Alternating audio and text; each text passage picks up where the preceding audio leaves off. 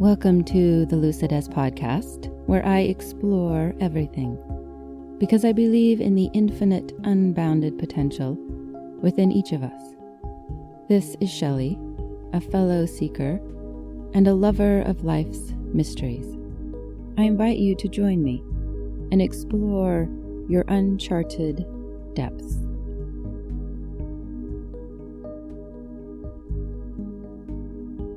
I ask for the blessing of the sayers, warriors, the chances, not the ancestors that wish to support and guide me, perhaps Lana, that the words I speak here are greater than anyone's story, and they tell the story of many women and men who have been raped, many beings who have been abused, and that the words soften hearts, soften minds, and begin to connect us in ways that lead us to heal.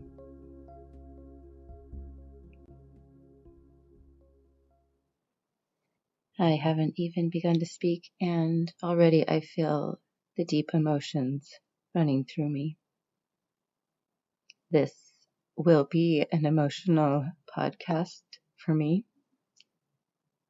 and there's a part of me that wishes I could hide that and pretend, but as I've mentioned in a couple of podcasts, the pretending has not helped me heal, has not helped me grow, has not helped me become an authentic person, the authentic being that I am in this moment. So I will not pretend that there are not deep emotions associated with what I'm going to speak of, because there are, and they are many, and they are varied, and they run very, very deep, and I also know they run very, very old. So I'd like to offer a moment here, a trigger warning. If you do not want to hear about rape, then this would be an excellent time for you to turn off this podcast. And for those of you who are still here, I thank you for taking the time to listen to one woman's story, which is my story, but it's also not just my story. There are many who share this story in their own way. And as I mentioned in a previous podcast, I have a very specific ancestor whose journey is exceedingly like mine. I'd like to begin with my more recent ancestors. I know that in my lineage, there has been sexual abuse to other women, very near to me and dear to me, in my family, in the generations preceding mine. And so part of my speaking out is ending that lineage of trauma and of secrecy and of pain and of shame and many other things. So that's the first part of my ancestry I'd like to touch upon. And then the farther part of my ancestry, which I mentioned, I would like to take a little time to explain, because it is so incredible to me how it came about. So I'll begin by telling you when I reported my rape, and that was in April of 2022. And then throughout the months of that year, there were investigations, and I went back in and did a photo lineup. And I'd like to speak about that because it so powerfully tells the story about how our bodies do remember, so much more than sometimes the mind knows. So I went in to do my photo lineup, and this was late in 2022. And I was told that there were, I think it was 6 photos. I can't quite remember how many, 5 or 6 photos. I think it was 6. And I was told that I'd never met the officer that was on the other side of the table from me. And it was just the 2 of us in the room. And he said, I'm going to lay the photos down one at a time, and you can look at it as long as you like. And then when you're ready, I'm going to remove it from the table so you can't see it. turn it over and remove it. And then I'll turn over the next one, the second one. Same thing. I can look at the second one as long as I want. When I'm ready, he will take it off the table, turn it over, and then lay the third one down. We would go through all of them. I could go through all of them as many times as I wanted, always in the same order, only ever one photo at a time. So there was no like comparing, so to speak. So I understand, and we began. And he lays the first photo down, and so my rape happened over 10 years ago. So it's been a long time since I had seen the man. And I studied the photo, and I was like, wow, like this could sort of be him, but I don't think so. So I said, okay, I'd like to see the next photo. Same thing with the second one. I was like, wow, there are some remarkable similarities, but I don't think so. And so I said, okay, I'll see the third one. And then the third one, like something in me was like, wow, I'm confused. Like I thought this almost looks like him, but the ears are wrong. But of course I didn't know this person very well. So I was like, how would I even remember his ears? And I started to become very worried. And I thought, what if I can't identify this person? Like, what if I don't know? And I thought, okay, why don't I just go through all of them one at a time, and then I can begin again. And I thought, yeah, that feels right. And so I said, okay, I'm done with this one. He turned over the next one. And like I said, I can't remember if there were 5 or 6. But when it came to the last one, he turned it over, and I immediately began to just sob and sob and sob. And I couldn't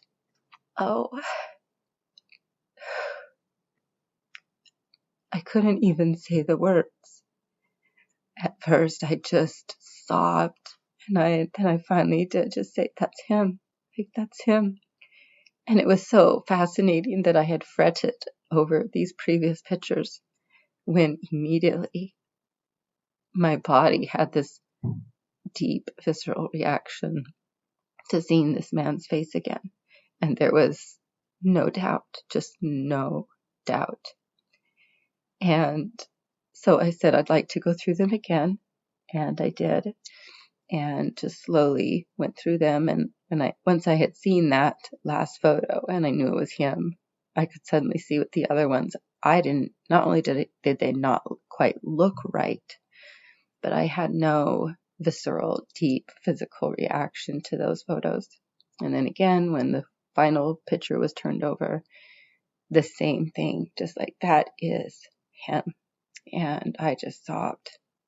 That was a very interesting moment for me to realize that it didn't matter that it had been a decade. That experience, the trauma was so great that it was as though it had happened the night before. So just want to point that out for people that have, like me, I hoped and just ignored it and hoped it would just go away, and thought if I don't think about it, then it doesn't really matter. Like it'll just pass. But I realized how deeply in that moment that it was as fresh in my body as if it had just happened. Once the identification was done, there were a few more bits with the investigation. And then it was about November of 2022 when the detective let me know that he was done with his investigation and that he would be sending it to the district attorney's office. They would deem whether there was enough information for this to go to trial or not, but that his part was done, basically my part was done. Like there was nothing more we could do. It was out of our hands. And I was so relieved. And part of me was just thought, okay, I've done my part. I've done my part. And a curious thing happened later that month, a few weeks later. I went to a wedding, and a man happened to be, I didn't know him well, happened to be a married man as well. Not that that matters, but he sexually harassed me at the wedding, and a couple of other friends saw it, and they also thought it was quite egregious. And over the next few months, there were some talks about what should be done or could be done, and a few things were done, but in the end, the couple that was getting married, it was their friend that had sexually harassed me, and I was hopeful that they would ask him to stay away from certain gatherings, but that was not going to be the case. And something in me, that deep knowing in me, said, this is not the place for you. Like, this is not the place for you to be where you feel safe and that you can, and you feel respected, and that men who behave badly are told that they cannot behave that way. And so I stepped away from that group of friends. And when I did, a huge part of my life ended. They were like a second family to me. And it was very hard and very sad for me to do that. But some part of me just said, no, this is not the right place for you. And I trusted that. So over the next few weeks, I just had big empty space in my life, and I was very sad, very lonely. And a few weeks after this happened, so this is the first part of 2023. And one day I'm sitting there meditating and I get a message, and the message that I'm speaking about is one that I received from within myself, that deep knowing again. Why don't you get online and you need to get some new friends. So get online, look at some different groups and see if you can find something. I get online, I start looking around, and I find this book club at the local library. And I think, perfect. This is it. I'm just going to go to this book club. I don't care what book they're reading. It doesn't even matter. I'm just here to, engage with people and make some new friends. I check the schedule and notice what the next book is that they're going to be reading. And it's called The Sewing Girl's Tale. And my first thought is, that sounds incredibly boring, but it doesn't matter. I'll just read the book, go to the book club. And then once I start looking more into the book, and I'm trying to reserve it at the library, I am floored. I literally I reread what the book is about over and over and over. Because that book is about the first rape trial in the newly formed United States of America. The first thing that caught me were the dates. And I know 1776, right? 1776, we become the United States of America. This trial happened in 1793. And I kept staring at those numbers going, that is a big gap. And there, I, of course, facetiously, I say to myself, you're telling me there were no rapes between 1776 and 1793, which of course there were plenty. It just means a woman did not report a rape, period, in that time frame. So the fact that it took that many years for the United States of America to even have a rape trial just was abhorrent to me. I mean, just hit me in the middle of the chest. I just thought, oh my God, this is terrible. And then as I keep reading, the little summary of the book, it mentions the rape victims, the rape survivor's name. And it says Lana Sawyer. And then it was like the world just dropped out below me. I just thought, my God, Lana Sawyer in New York in the late 1700s. Well, the Sawyers in the late 1700s in New York City are my ancestors. And I thought, there's no way that this Lana Sawyer is related to me. But could she be? So, of course, immediately I start doing research, and I found way back when in the 1750 or something, there were two brothers. And one of them, their child was Francis Sawyer, which is Lana Sawyer's father. And then the other one the other brother led to my line. And so she is a very distant relative of mine. And I sat there thinking, this is so bizarre that I am a rape survivor and I am in the midst of waiting to see if my case will go to trial. I have stepped away from a very dear friend group because I was sexually harassed at a wedding, and the man was not going to be told that he was not welcome to be around me. He was going to be allowed to be around me as he wished. And now I'm looking at a book that is about a rape trial in the United States, and it is my ancestor. So I began to read the book, obviously, and it was an incredibly difficult read. I read it, I think, in 2 days. I mean, maybe not even that. I mean, I just inhaled this book, and it was heartbreaking. I hope you'll read it because it sets up the horrible system that we have today. One of the main defense tactics, and it was the first time it was used. Well, I doubt that. I don't think it was the first time it was used. It was simply the first recorded rape trial in the newly formed United States of America. I'm sure this tactic had been used before, but part of the defense tactic was that Lana Sawyer was responsible for her rape because she had gone on a walk with this man. She had agreed to go on a walk alone with this man, which wasn't true. And they did prove that, he had said that they were going to be with other people, but they weren't. But that part doesn't even matter. The fact that a woman could not go on a walk with a man, that simply going on a walk with a man was basically her consenting to sex, is so outrageous. So outrageous. But it still exists today. We've just changed going on a walk to, well, you dressed that way, or you were flirting, or you were acting provocative, or you were dancing, or you simply looked sexy. Like you just, it's just the woman's fault because the man is attracted to her. It just is amazing to me. To the point where when I'm going to jump around here for a minute, on January 2nd, 2024, I was on the witness stand at the pretrial and I testified in front of my rapist and the defense. It was the whole, it was everybody but the jury.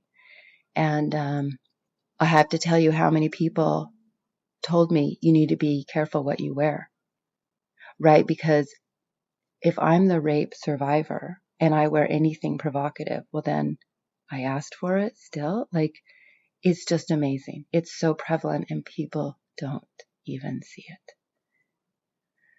So, okay, so this book comes into my life. We're going to back up again. So it's early 2023. I read the book. I go to the book club. I don't tell anyone at the book club anything about me or what I'm going through or what's related. I just participate in the book club, and it's amazing. I mean, it's just so powerful to hear everyone's. There were about 20 people at the library, and just fascinating. So I attended the book club and just attended it as an anonymous person and didn't say anything. And then afterwards I went home, and for those of you that are religious, you may say God or have some other name. I use the word universe as my higher power. And I just knelt down and I thanked the universe for bringing this book into my life and this book club. And I let the universe know that I was so grateful because now I knew I did not want to go to trial. I did not want to go to trial. It was terrible. It was an awful thing to go through. Many women actually commit suicide after they go through trial, regardless of the outcome. Like, it's just such a hideous experience. And I'll get into that in a minute. And so I told my friends and family about the book, and was a little bit done. I was like, oh, good. I'm so grateful. I'm so glad I'm done with that. And then about 2 weeks later, I received a letter in the mail, and it told me that I was going to trial, that the district attorney's office, I still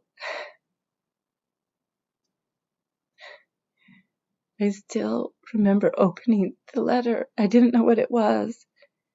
And just casually starting to read, and I was just horrified.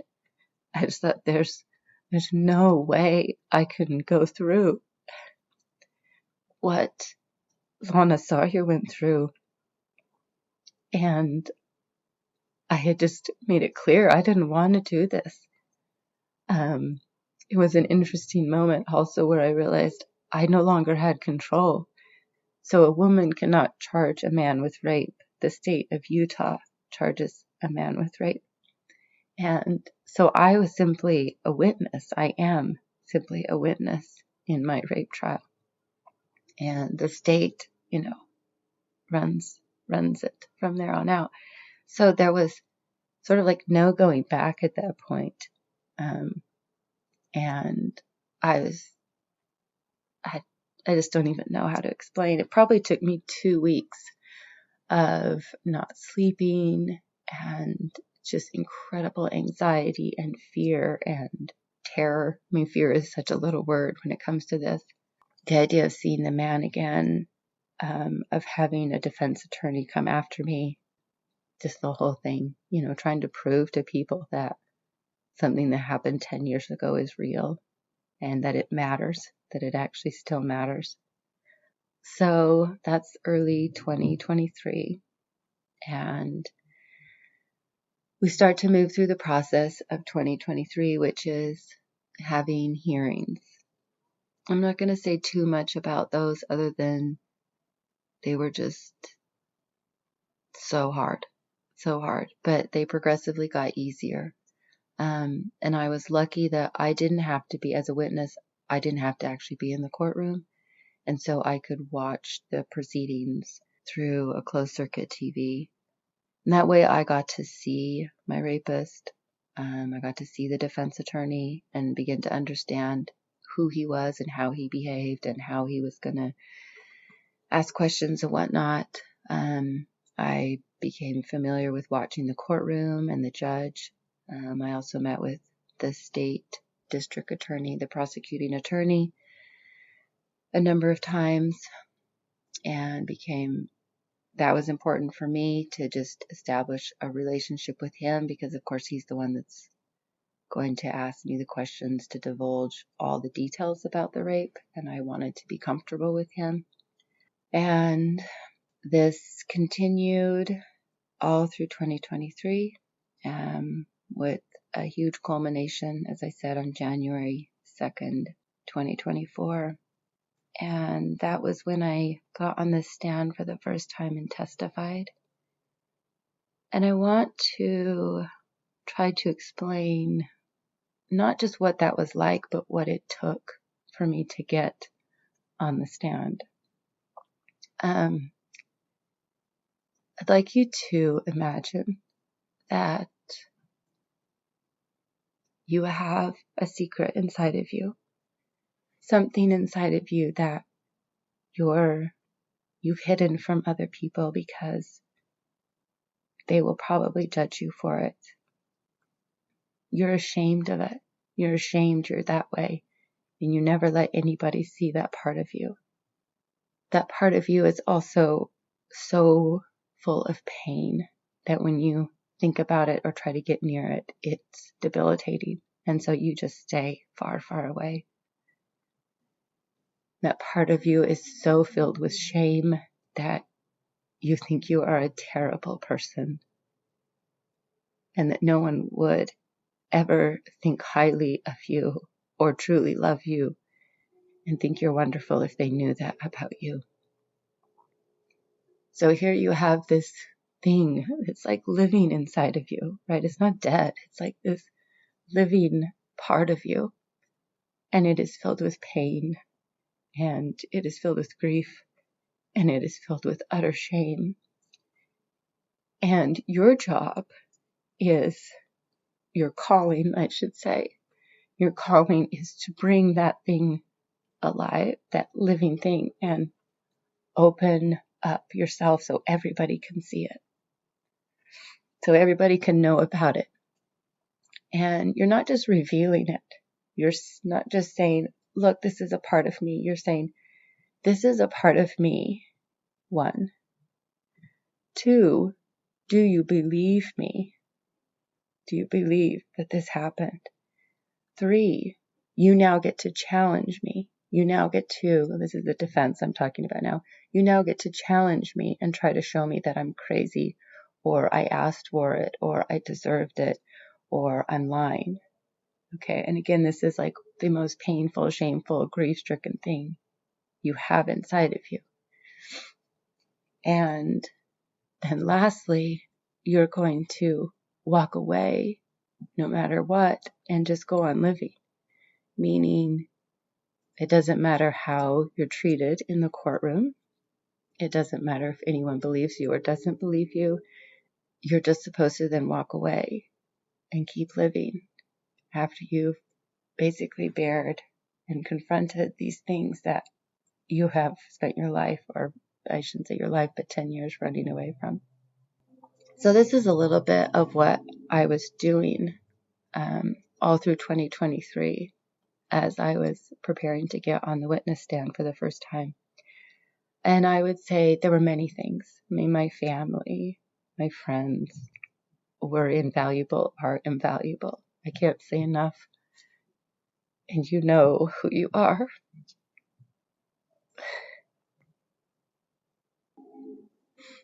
And I know we talk about how we have to take care of ourselves and do this work on our own. And that's 100% true and 100% false, meaning nobody else could have done the work that I've done to get myself on the witness stand. But equally true is I did not get there alone. I had so much love and support, and I could not have done it without my friends and family. I would say the personal piece was my meditation. I meditated for 3 hours every day, and that is what truly began to change my relationship with that living part of me that was so in pain and had so much terror and so much grief. Another thing I realized I didn't touch upon was the helplessness, the utter helplessness when you're raped and you weren't able to prevent it or stop it or do anything. And that helplessness is, I mean, it's like the shame of all things. I mean, being helpless. Like, no, you're never supposed to be helpless, right? So that was another part that you're basically saying this thing happened to me and I'm so helpless I couldn't stop it. Right? That's pretty hard to admit to a room full of grown people. So that's a little bit of what I was dealing with, trying just to get onto the witness stand. And I would say the hardest one was fear, the terror. Seeing the rapist again was unbelievably difficult. To try to imagine sitting, 20 feet away from him and telling the story, and my body just reacting so strongly. There were some times when I'd be meditating and that feeling would come up, that terror would come up, and I would just shake and shake and shake and just break out into sweat. And I would literally be sitting there holding still with sweat just dripping down my body as I shook. Just the terror of facing that man again. And then also just horrified at having this defense attorney get to ask me any question he wanted, and I had to answer. That was frustrating, made me angry. It seemed so unfair. And then also just needing to try to explain how it happened. I mean, it's just, as a grown woman, I just think, how did this happen? Like, how did this happen to me? And how can I try to explain that? How do you explain? How do you explain this? So that was months of just trying to prepare myself to get on the actual witness stand. And the experience of actually being on the stand was not as bad as I thought, which isn't surprising because oftentimes I have a very creative imagination and I can imagine things much worse than they sometimes are. So, being on the witness stand at the pretrial is exactly like it will be at the trial, only there was no jury, which I'm grateful for because it was hard enough just to talk about the actual act of the rape and the details of it in front of the attorneys and the rapist and the judge and my friends and family who were there, and then a few for the defendant, the rapist. But I had a chance to understand what it would take for me to speak clearly about the event, which I did do, but there will be more in depth at the trial. And also understanding how the defense attorney wants to twist the story, twist some of the details. And I appreciate my prosecuting attorney. He's not mine, he's the state of Utah, but the prosecuting attorney has been great in his advice because he's always just said two things to me: tell the truth, be authentic. Tell the truth, be authentic. And so whenever the defense attorney would try to twist something, I would just come back to myself. I'm so glad I had meditated for so many hours, because I did constantly check in with my body and my breath. And I would check in and be like, tell the truth, be authentic. And so I would tell the truth and be authentic. And there were times on the witness stand where I became angry. I became frustrated. I became, many things. You could tell I was sad. I mean, I was surprised I didn't cry. But it was just such a formal space that I just was, and I was so focused. Anyway, so there were times where I was deeply moved and sad, but I didn't ever break down and cry, which is neither good or bad. It just was surprising at the end. The interesting thing, and maybe this again goes to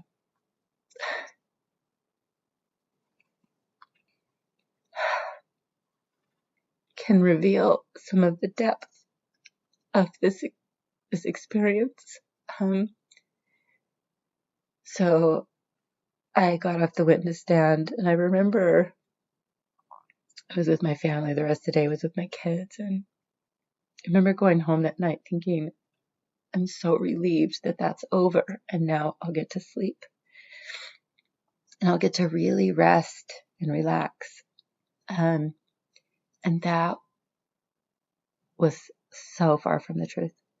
I spent the next almost 7 weeks, almost 2 months. I could not sleep. My meditations were my mind was just crazy racing. I was more anxious, agitated, afraid, angry.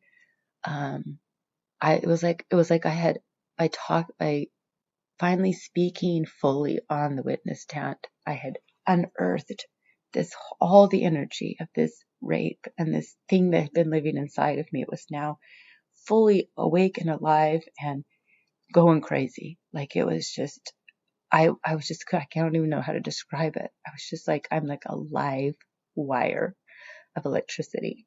And I just was desperate for sleep, desperate to relax, desperate for my nervous system to settle down. And it just would not. Nothing I did. None of my exercise, none of my meditation, none of my yoga, like not even sometimes hanging out with family or friends or my kids. Like, my nervous system would not settle down. And finally around 6 or 7 weeks. So it's been recently that I've started to sleep again, and the meditations have settled down, just more like a normal meditation, instead of just wildness. My mind isn't so focused on the rape. I can have meditations now where it doesn't come up at all, and it's a relief. So I have a little bit of a respite now before the trial comes up. That's not until August of 2024. In the meantime, the state of Utah is offering the rapist a plea bargain where he can plead to a lower felony count, where he would serve less prison time, and he'd be on the sex offender registry for a shorter amount of time. It's not thought that he'll accept that, but it's due diligence, and I think it's fair that he's offered that chance should he choose to accept it. I am learning to live again, and that's been strange, to not pretend that there's not this rape trial coming up, because there is. And I can't pretend anymore, because every time I close my eyes, I can feel the energy of the rape trial. And so I realize that I'm going to spend the next few months living in and with the energy of a rape trial. It's going to be alive alongside me. And I was very disappointed when I heard that it wasn't until August, but I'm trusting that somehow in this prolonged experience of it, I will be able to transform, transmute, digest, compost more and more of that energy into the life I want to lead, into a life where I'm no longer carrying this living horror of rape inside of me. And I do know there are some experiences in life that sort of just are always there. And I think I'll always just sort of know I'm a rape survivor. And it may continue to play out in different ways on my nervous system and in my relationships with men. But it's no longer the bomb. It's no longer this huge volcano. It's no longer controlling my life.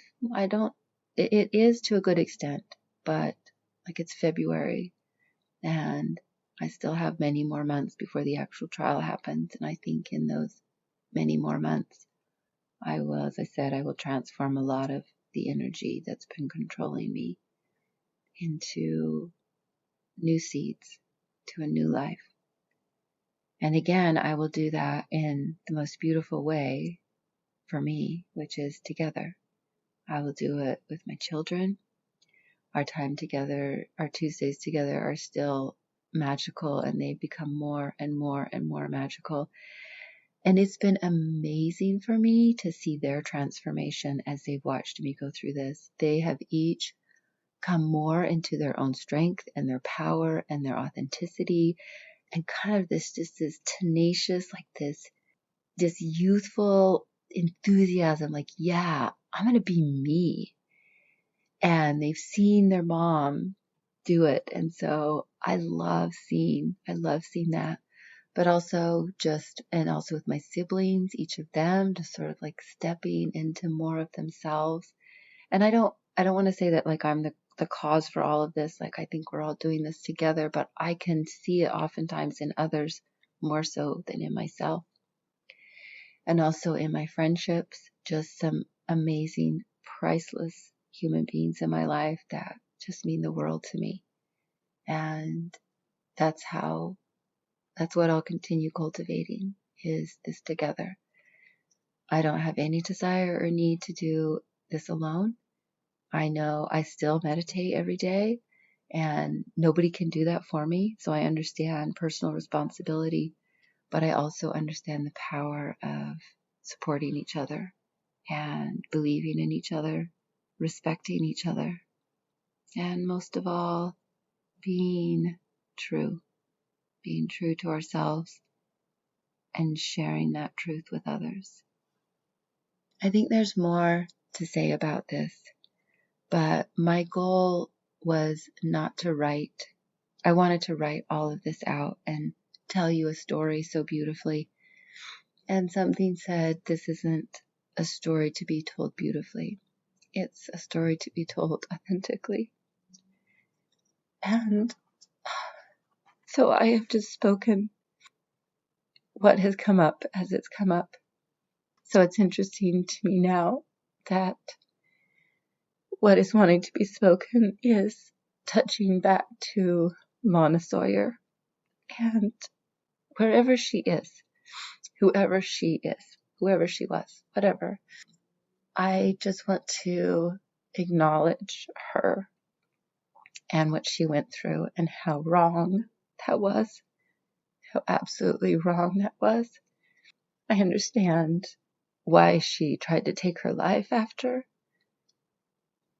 I also understand how innocent she was and is. And I hope that by what I'm doing, I help her reclaim her innocence the same way I am reclaiming my innocence, reclaiming her worth, releasing all the shame because none of it belongs to her. She did nothing wrong, and reminding her that she's not alone. And I've invited her to be with me in this whole journey. And I do feel like there have been many times where she has supported me, given me the wisdom that she learned so I could walk through this in a different way. And I hope that in my way, I've supported her in healing in ways she was not able to in 1793 due to the society that she lived in. And I said a prayer at the beginning of this, and it is truly my hope that by sharing my story, I soften hearts and I soften minds and I soften our society in ways that bring us together and connect us again and allow us to reclaim our innocence. And I also think of the man who raped me, and I hope in his own way he can reclaim his innocence. I don't know what has happened to him that he would do such a thing, but I imagine he must have some horrors inside of him, and I hope he can heal those. I pray for us all, and not because we're bad, but because we're so very, very good. I love you all. Thank you for exploring with me on the Lucidess podcast.